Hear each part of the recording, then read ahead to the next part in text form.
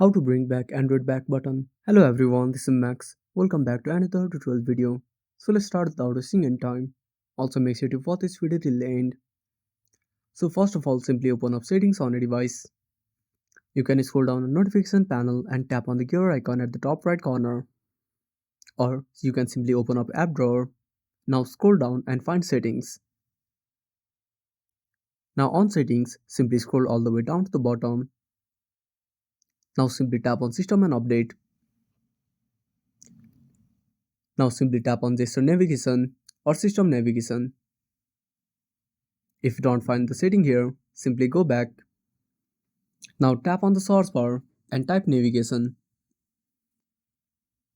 Now tap on gesture navigation. Now select buttons. Now select the button position. And that's it. Thanks for watching. Make sure to subscribe our channel and hit the bell icon. See you in the next video.